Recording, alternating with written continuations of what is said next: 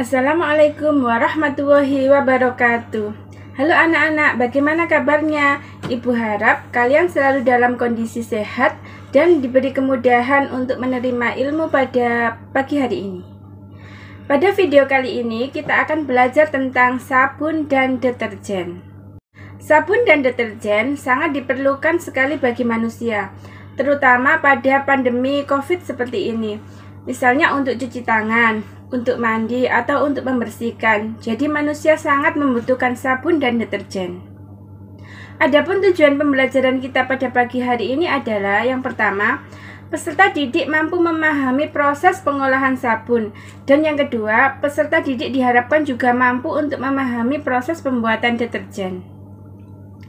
Sabun atau dengan rumus kimia RCOONA. Sabun merupakan hasil reaksi kimia antara lemak atau minyak dan basa atau larutan alkali. Reaksi kimia ini dinamakan dengan reaksi saponifikasi. Berikut itu reaksi saponifikasi antara lemak atau minyak dengan basa. Selanjutnya, untuk macam-macam sabun, yang pertama ada sabun batang. Sabun batang merupakan sabun padat yang berbentuk kotak atau bulat. Sabun ini dibuat dari bahan sodium hidroksida atau NaOH. Maka jika digunakan, kulit kita akan menjadi lebih kering. Yang kedua adalah sabun cair. Sabun cair merupakan sabun yang memiliki kandungan pelembab yang baik. Sabun cair ini dibuat dari bahan potasium hidroksida atau KOH. Mengandung pelembab petroleum yang menjaga agar kulit tetap lembab. Anak-anak, sekarang kita lanjutkan untuk yang fungsi sabun. Ada dua, yaitu zat emulgator atau pengemulsi, dan yang kedua, sabun berfungsi untuk mengangkat kotoran, baik berupa minyak atau kotoran yang lainnya. Sifat sabun ada tiga. Yang pertama, sabun bersifat basa. Yang kedua, sabun menghasilkan busa atau buih atau foam ya. Dan yang ketiga, sabun bersifat membersihkan. Pertama, sabun bersifat basa. Sabun adalah garam alkali dari asam lemak rantai panjang, dan sabun akan dihidrolisis oleh air. Karena itu, larutan sabun bersifat basa. Yang kedua, sabun menghasilkan busa. Sabun bisa menghasilkan busa karena sabun dapat mengendapkan logam, misalnya logam Mg atau logam Ca yang ada di dalam air. Yang ketiga, sabun mempunyai sifat membersihkan. Karena sabun memiliki ujung polar dan non-polar sehingga dapat menarik minyak atau kotoran yang ada di dalam air. Anak-anak, selanjutnya kita masuk ke bagian-bagian sabun. Bagian sabun itu ada dua. Yang pertama yaitu bagian kepala, disebut dengan atau fungsi hidrofil. Dan yang kedua yaitu bagian ekor atau yang kita sebut dengan hidrofil. Bagian kepala berupa garam dari ion karboksilat, bersifat polar sehingga larut dalam air. Karena ada kata hidrofil, fil berarti suka air ya, intinya itu. Yang kedua itu bagian ekor. Bagian ekor berupa hidrokarbon rantai lurus, bersifat nonpolar sehingga larut dalam minyak atau kotoran. Karena ada kata-kata fob berarti misalnya fobia berarti takut air gitu ya. Ini adalah gambar bagian sabun. Itu ada rantai lurus. Yang rantai lurus itu adalah ekornya. Dan yang COONA itu adalah kepalanya. Sekarang kita lanjutkan ke cara kerja sabun. Prinsip utama kerja sabun adalah gaya tarik antar molekul kotoran, sabun, serta air. Ekor sabun yang berupa rantai karbon panjang akan mengikat kotoran berupa noda minyak atau kotoran yang lainnya. Sedangkan kepala sabun yang bersifat hidrofil akan berikatan dengan air dan peristiwa ini akan membentuk misel. Misel itu seperti berikatan antara kepala sama kepala dan ekor sama ekor. Saat proses pencucian, kotoran akan terangkat dari media yang terkena noda dan larut bersama air. Berikut ini adalah gambar misel itu. Itu adalah misalnya diumpamakan gelas itu berisi campuran air dan sabun. Dan ada noda minyak atau lemak. Itu kepala sabun itu saling membentuk berikatan melingkar, sedangkan ekornya itu akan menarik minyak yang ada di dalam air tersebut. Ini adalah gambar proses pencucian atau menghilangkan kotoran di dalam air sabun. Yang pertama itu gambar sabun ya, ada kepala sama ekor. Kemudian terjadi pembentukan misel itu tadi, misel itu saling bergerombol. Dan yang ketiga itu karena di dalam kain ada kotoran, itu gerombolan itu tadi, misel tadi mendekati kain yang kotor itu. Kemudian ekornya akan menarik itu minyak atau nodanya, sedangkan kepalanya akan larut bersama air. Kemudian kotorannya mengendap ya, mengendap turun, mengendap ke dasar gelas itu, kainnya menjadi bersih. Anak-anak, kita lanjutkan ke bahan utama pembuatan sabun. Yang pertama ada minyak, dan yang kedua ada NaOH. NaOH ini tadi, bahasa itu tadi ya, antara minyak sama NaOH ini adalah unsur utama untuk pembentuk sabun yang kalau keduanya ini bereaksi akan terjadi pembentukan atau dengan reaksi saponifikasi akan terjadi sabun. Dua ini saja, minyak dan NaOH. Kemudian kita tambahkan lagi asam stearat. Asam stearat ini berfungsi untuk menjaga kestabilan busa. Yang ketiga ada gliserin. Gliserin ini fungsinya untuk pelembab. Untuk jika kita pakai sabun, sabunnya bisa lembab atau di kulit ini bisa lembab gitu. Yang ketiga ada alkohol. Alkohol itu sebagai pelarut. Yang keempat ada gula pasir untuk menjernihkan sabun itu, dan kita tambah pewarna serta pewangi.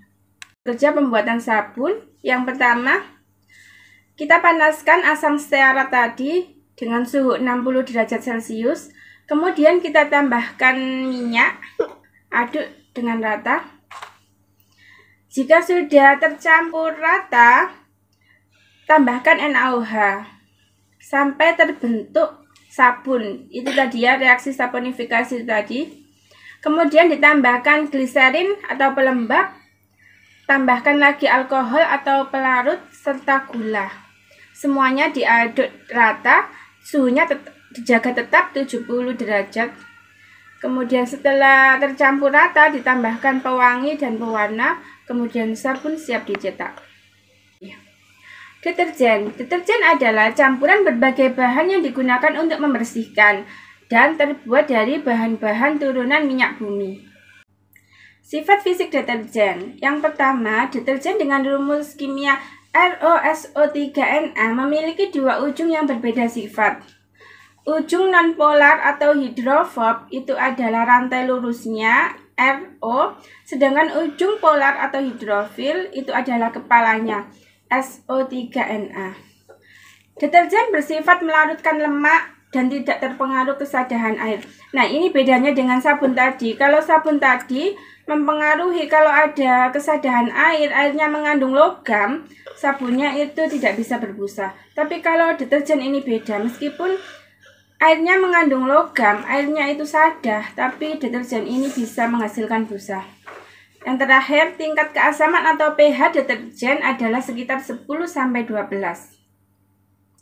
Berikut ini adalah gambar struktur deterjen. Sekarang kita lanjutkan anak-anak cara kerja deterjen. Seperti sabun, deterjen memiliki rantai molekul hidrofobik atau rantai molekul yang tidak suka dengan air. Dan ada komponen hidrofilik, yaitu kepalanya yang suka dengan air. Hidrofobik atau yang kita sebut rantai panjangnya itu ditolak air tapi dapat menarik minyak atau kotoran. Dengan kata lain berarti bahwa salah satu ujung molekul akan tertarik ke air, sedangkan ujung lainnya akan mengikat minyak. Jenis-jenis deterjen ada dua, yaitu deterjen jenis keras dan deterjen jenis lunak. Untuk yang jenis keras, biasanya ini susah untuk diuraikan oleh mikroorganisme. Contohnya bahannya itu, kandungan deterjennya itu ada alkil benzena sulfonat atau ABS. Sedangkan yang deterjen jenis lunak, deterjen ini mudah atau gampang untuk dirusak oleh mikroorganisme. Biasanya kandungan deterjennya ini ada lasnya, lauryl sulfat atau lauryl alkil sulfonat. Berikut ini adalah kandungan dalam deterjen ya, atau isinya deterjen itu apa aja. Yang pertama ada surfaktan atau surface active agent, yang kedua ada builder, yang ketiga ada filler, dan yang keempat ada additive. Sekarang kita bahas yang pertama dulu, yaitu surfaktan. Surfaktan atau surface active agent merupakan zat aktif permukaan yang mempunyai ujung berbeda, yaitu hidrofil, suka air, dan hidrofob, itu tidak suka air atau suka lemak. Bahan aktif ini berfungsi menurunkan tegangan permukaan air, sehingga dapat melepaskan kotoran yang menempel pada permukaan bahan. Secara garis besar, terdapat 4 kategori surfaktan, yaitu anionik, contohnya ABS, LAS, AOS, dan kationik, contohnya itu garam amonium. Ada non-ionik, nonil phenol polyethoxylene, dan yang keempat ada amphoteric, yaitu asil acetylen diamin. Yang kedua itu builder.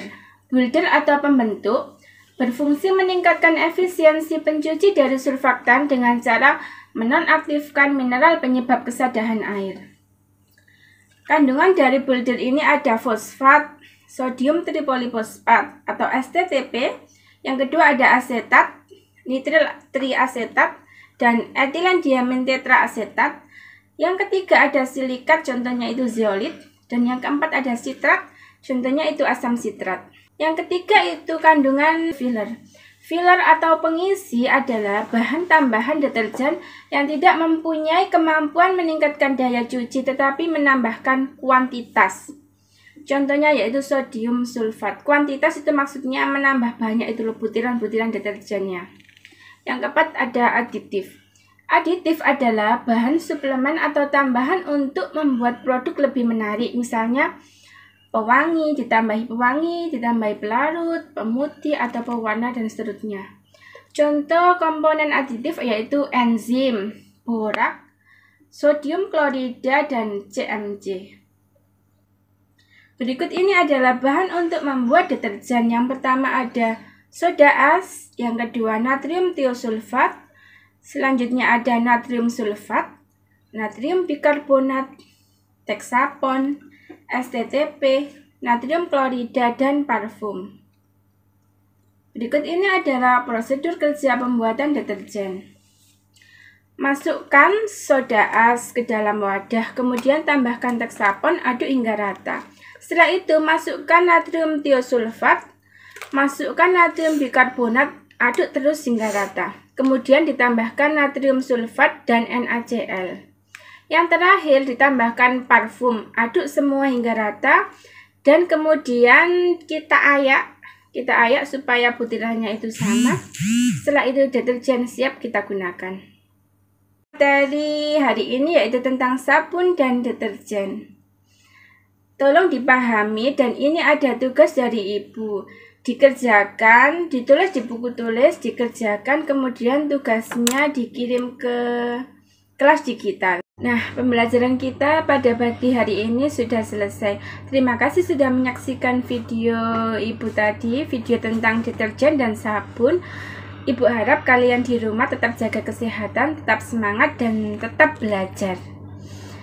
Ibu akhiri, wassalamualaikum warahmatullahi wabarakatuh.